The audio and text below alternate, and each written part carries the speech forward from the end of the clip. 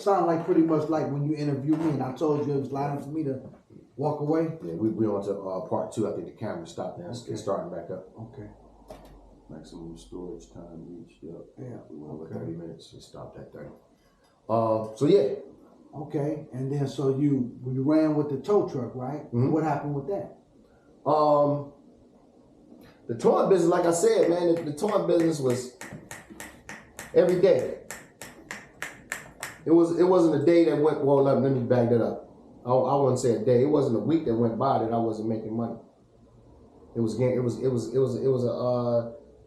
I turned it into a turnkey business. Mm-hmm. Turnkey, man. And then you decided with the tow truck, you ended up branching out doing this, huh?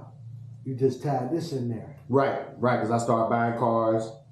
Some of the cars was running, and this is what we had asked me about the mechanical skills. I learned how to work on some of the cars, get them fixed enough to sell them. And I was selling them dirt cheap because I was getting them dirt cheap. So I had a clientele for selling cheap cars. I kept selling. And Columbus ran up on me. I think somebody called on me or something. Columbus? Yeah. Who was Columbus? Columbus is Columbus, Ohio. The Bureau of Motor Vehicles out of Columbus pulled up to my business and they said, well, we see you selling cars without a license. Next time I come back, I need you to have your dealer's license. When they got my dealer's license. How much it cost? $125. $125 to get your license. To get my LLC. That's all they wanted was the dealer's license and cars. Let's just say the cost was under $500. And you got it. Yeah. And did he come back? Yeah, he came back and he qualified me. What you mean qualified you? He came because what he did was he had to come back and inspect my lot to qualify me as a used car dealership. Okay. So when he came back, he was like, thumbs up. Black guy, white guy. Black guy? Pretty cool. I think he retired now. Okay. You got a relationship with that guy. Man, you know what? This guy was so cool, man. He saw me once, told me what I needed to know, and that was it. Right. He probably was. When you saw him coming, you had a problem. Okay. So I haven't seen him since. Okay, that's a good deal. That's a good set. And, right. And you don't want to see him. That's right. Okay. And I believe he's retired now. I'll be honest with you. I think he's retired. And so you got in the game. It's been this, working for yourself, been ups and downs, turnarounds. Oh, absolutely. Broke days, day. Oh, absolutely. Been 12 years, so you probably got about a meal about now, no, right? with the car business. Yeah, hey, you missed that one. No, I call it. With the car business, it's gonna be ups and downs for sure. Okay. Yeah, but back to what you enjoy this. That little plug that you just threw in there. It's not about. When you get to that final question, I'll answer that question later on. But yeah, this car dealership is it's ups and downs. It ain't all peaches and cream selling used car because people got to understand that they're buying a used pair of Jordans. They're not buying a brand new car. A question for you. Right when I came in here earlier, you was actually talking to a customer on the telephone. And the customer on the telephone, you were going in details. He was inquiring about a car.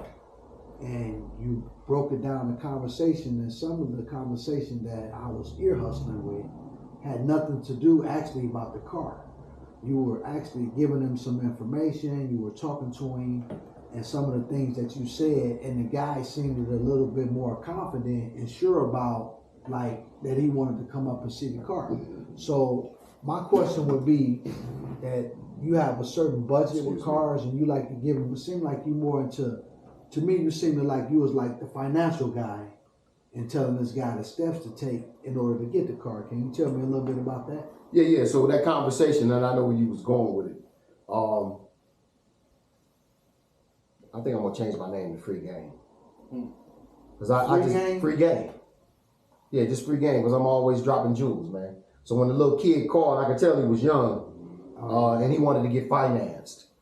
So I was telling him the process on getting financed. But again, if he didn't buy a car from me, if he do go out there and buy a car, just keep in mind that he don't want to mess his credit up.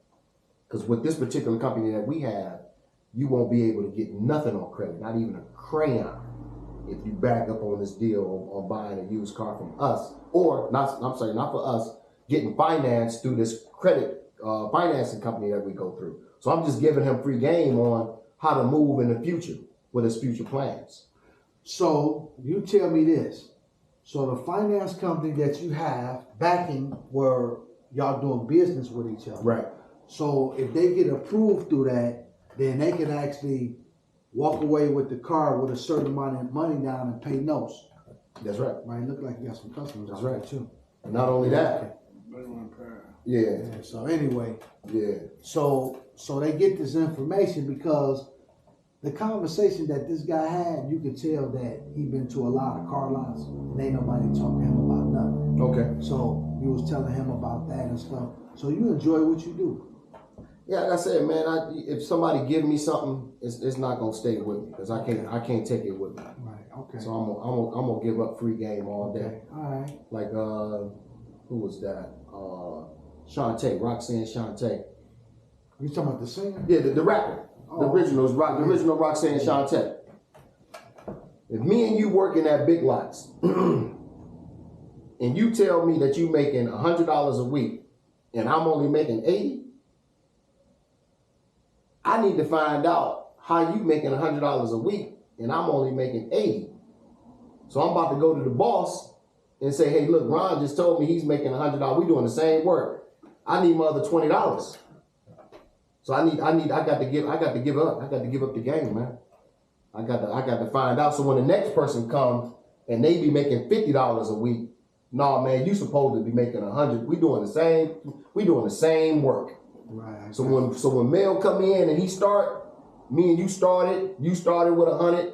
Your game might have been stronger. You sold yourself a little bit better, but nah, we all should be getting the same. We doing the same work. So when you come in the door, you should be getting the same pay. Yeah, I mean the job I done had plenty of jobs and stuff, but early on, I like this free independency and the mindset that keeps me flowing and going because the type of money that I have, money is not my destination. I want to be able to have complete thing of my schedule. Mm-hmm. I wake up in the morning, I meditate, I go to the gym, I work out, I see my clients. Huh? Interviewing him. Yeah. No, what I'm saying is man, this dude, I'm on something else. Yeah, he's next. So no, what I'm saying is, so what I'm saying is like, and the reason that I'm saying that is like, is that what you have with the entrepreneurship? Like everybody, he threw me off.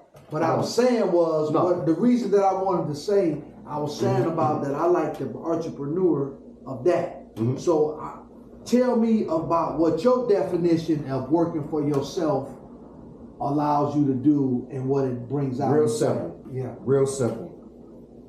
I was talking to one of the homies just this morning because he came in. He was a little right, talking to me. I'm like, man, you out your hookup.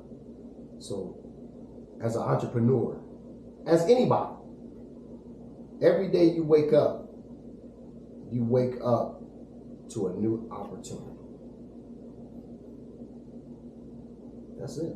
Not going into a job, punching the time clocks, doing the same thing. Hey, if it's a 9 to 5, if you're working at McDonald's, when you get up in the morning and you go to McDonald's to go to work, you going to McDonald's for another opportunity to either stay on French fries or become manager. I got you. That said the question. Opportunity. So man, the $1 million question would be, if you had any type of information that you can give to somebody, to humanity, as far as to better themselves, what would you be? What would you tell them? Listen.